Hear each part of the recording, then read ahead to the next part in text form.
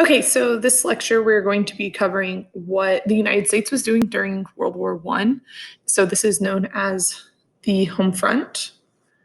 So remember that there are two events that really prompt the United States to joining World War I. The first is in 1915 when the Lusitania is sunk by German U-boats. And remember that those are boats like submarines that can shoot torpedoes at the boats on the surface. And there were many Americans on board this ship, even though it was a British passenger ship. So that really turned American opinion to be in favor of the Allies. They saw Germany as the enemy, and they were siding with Britain at this point.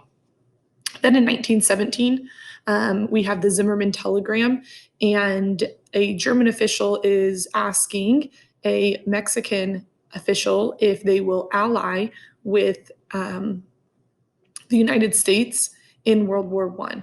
And I'm sorry, that they will ally with Germany, not with the United States during World War I. So Germany is trying to get Mexico to ally with them to kind of distract the United States and concentrate the United States back on like the continental US. And when this is asked of, this gets intercepted, and this is what really prompts the United States to join the war. So in 1917, the United States will enter on the side of the Allied powers. So they're going to be joining Great Britain, France, and Russia. This is just some photos you guys can look at of the event. So this is the assassination of Franz Ferdinand and his wife, Sophie. This is the sinking of the Lusitania. This is the Zimmermann telegram. You can see that it's all coded in numbers. And this is a propaganda poster. So what we started to see a lot of in World War I is a lot of what we call propaganda. And this is when the media, in this case, the United States media, is going to try to sway the opinions of the American people to make them think or act in a certain way. So World War I propaganda has a lot to do with trying to get people to join the war effort, support the war effort. And this famous Uncle Sam poster comes from that time period. It says, I want you to join the US Army, go to your nearest recruiting station. So you guys may have seen this picture of Uncle Sam. So that comes out of that World War I era. Okay, so once the United States joins the war, they have to create several new agencies or groups that are going to help support the war. So there's 5 listed here. We have the War Industries Board, the Food Administration, the Fuel Administration, the National War Labor Board, and the Committee on Public Information.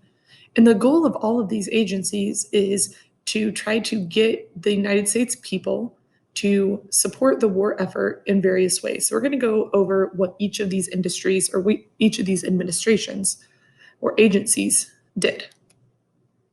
First, we have the War Industries Board. You can see the propaganda poster over here that goes with the War Industries Board. And the War Industries Board was in charge of factories. They're going to coordinate the production of war materials. So, for example, if they know that the Allied side is going to need a lot of ammunition, they're going to switch over a lot of factories to making ammunition.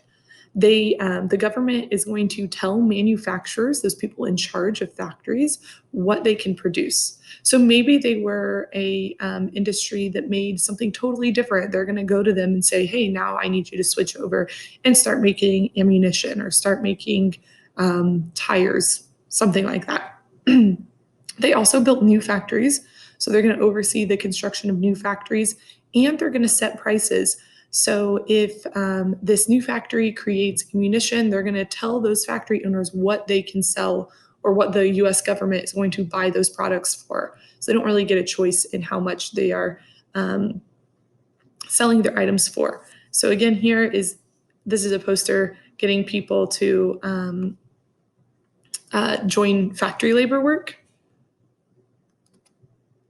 The Food Administration, the whole goal of the Food Administration was for American people to conserve their own food so that there was a surplus of food that they could ship overseas to the Allies. So it was created to increase production of food and lower civilian consumption.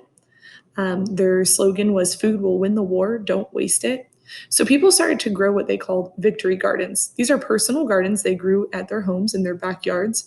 And sometimes they were even grown at schools, or they had community gardens. And this was to feed themselves. So people would grow their own food, their own produce in their own gardens so that they were not buying from the big agricultural producers and that there would be a surplus that they could then ship overseas. They also lowered consumption of food by running campaigns where people were to abstain from eating a certain product on a certain day of the week. So they had wheatless Mondays, nobody was eating wheat on Mondays, meatless Tuesdays, porkless Thursdays. I think they had sugarless Saturdays. I don't have that one on there. But less consumption by the American people meant that there was going to be more food to send to the troops. So here are various propaganda posters for the United States during for the food campaign. So we say food will win the war here, be patriotic, sign your country's pledge to save food, the world cry, food, keep the home garden growing. So again, just really encouraging American people to do their part in the war effort. Here are the other important agencies. We have the Fuel Administration, and they manage the use of coal and oil. So coal and oil is needed to run factories. And if people are using a lot of that in their homes for their fires or for their stoves, factories aren't going to be running as efficiently.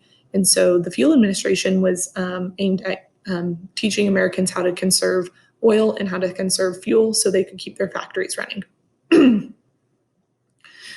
The Finance Administration,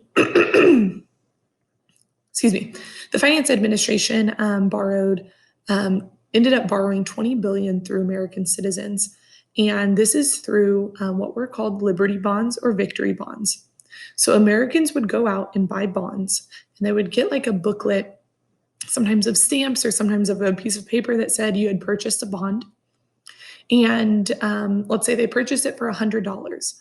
Essentially, what they're doing is they're going to be giving the United States government $100. But at the end of the war, that money was to be repaid with interest. So let's see, 5 years later, they could take it back to the government. And then instead of getting their money back, $100, they would get back it with interest. So maybe they would get $110 back, $125, whatever the interest rate was set at.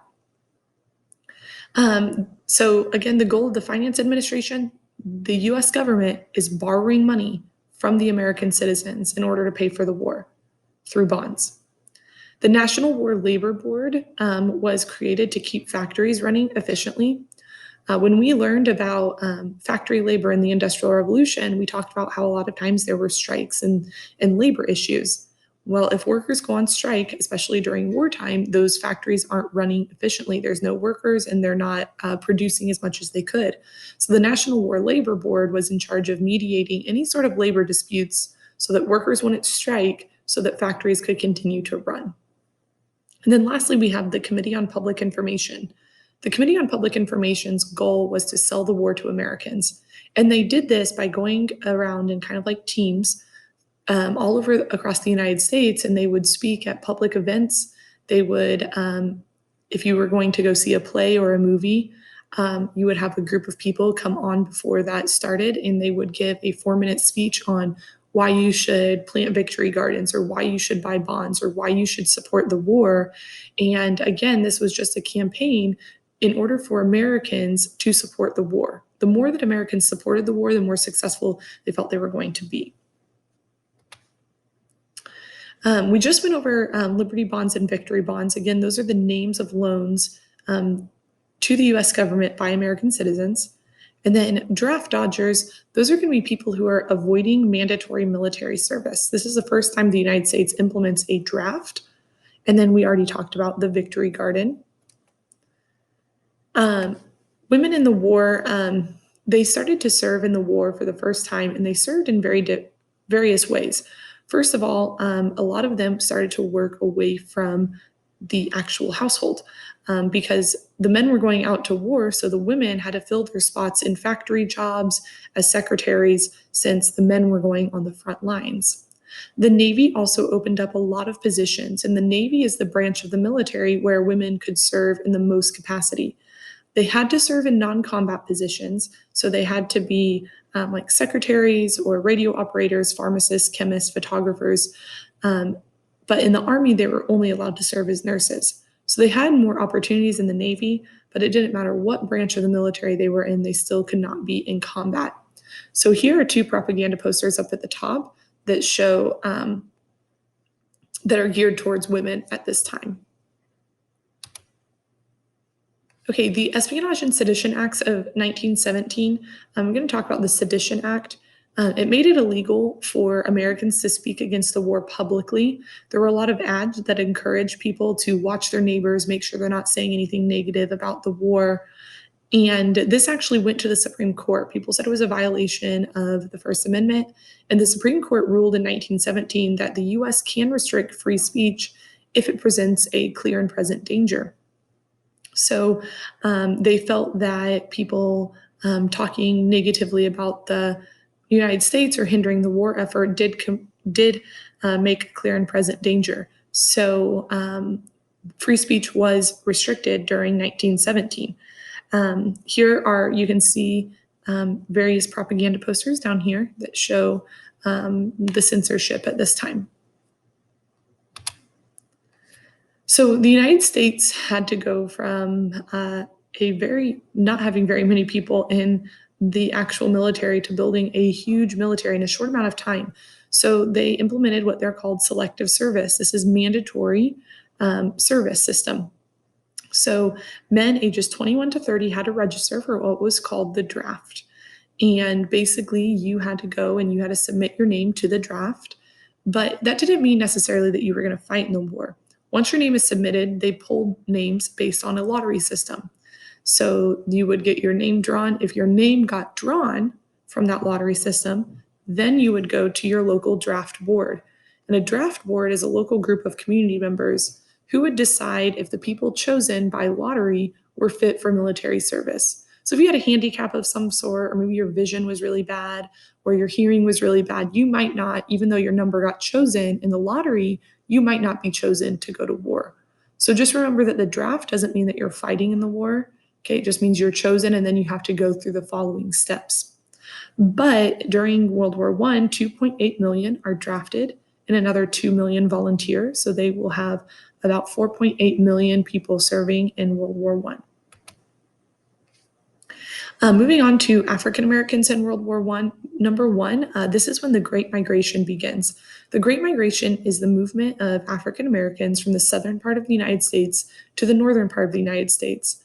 A big factor in this was Henry Ford recruiting African Americans to work in his factories in the northern states. So a lot of them would be centered around Chicago and Detroit. And he offered higher pay, plenty of work. And this moves around this era 300 to 500,000 African Americans from the South to the North. Also, African Americans had more opportunities in the North than they did in the South. They could participate more in politics, and life was a little bit less segregated in the northern cities, still segregated though. And for the first time, African Americans serve in large numbers in the US military. 400,000 African Americans are drafted and 42,000 serve overseas. Although they do have to serve in segregated units, the military will not become desegregated until much later. So they still face a lot of racism and prejudice. But again, two things to focus on here: the Great Migration and the first time serving in large numbers in the military.